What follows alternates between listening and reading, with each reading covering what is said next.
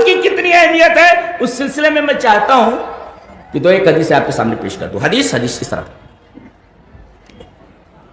وعن عبد الله بن ابي بكر قال سمعت انس بن مالك رضي الله تعالى عنه يقول قال رسول الله صلى الله عليه وسلم يتبع الميت ثلاثة فيرجع اثنان ويبقى واحد يرجع اهله وماله يتبعه اهله وماله وعمله فيرجع اهله وماله ويبقى عمله. رواه البخاری في کتاب الرقاق. کہ نبی کریم صلی اللہ علیہ وسلم نے فرمایا کہ آدمی جب مر جاتا ہے تو تین چیزیں اس کے پیچھے چلتی ہیں: اس کے اہل، اس کا مال اور اس کا عمل. دو چیزیں لوٹ آتی ہیں، تیسری چیز جاتی ہے.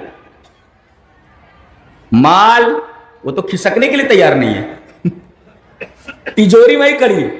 وہ کہتی ہے جا نکل، میں تیرے ساتھ 1 انچ جانے کے لیے تیار نہیں ہوں، جا.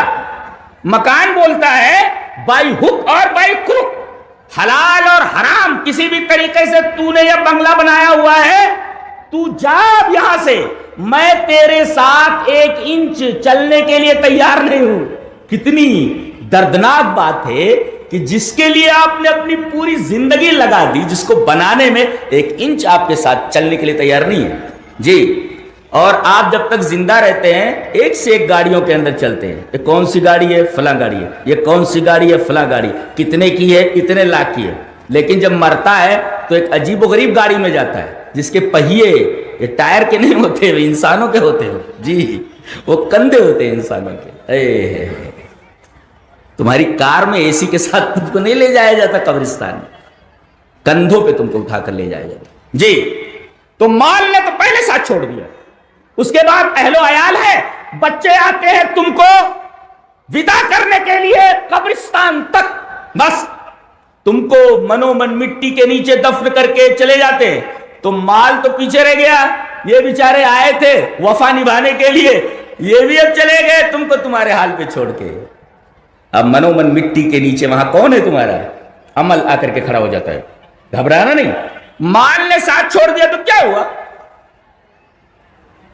اہل نے ساتھ چھوڑ دیا، اہل و عیال نے ساتھ چھوڑ دیا تو کیا ہوا؟ میں تمہارے ساتھ ہوں، میں جنت تک تمہارے ساتھ ہوں. اللہ اکبر. اور جو تمہارے ساتھ جانے والا ہے اس کے بارے میں ہمارا کوئی بھی وقت گزرتا نہیں. عمل کے میدان میں ہم پیچھے، اور مال اور اہل و عیال میں لگے ہوئے ہیں جو آپ کے ساتھ جانے کے لیے تیار نہیں ہے.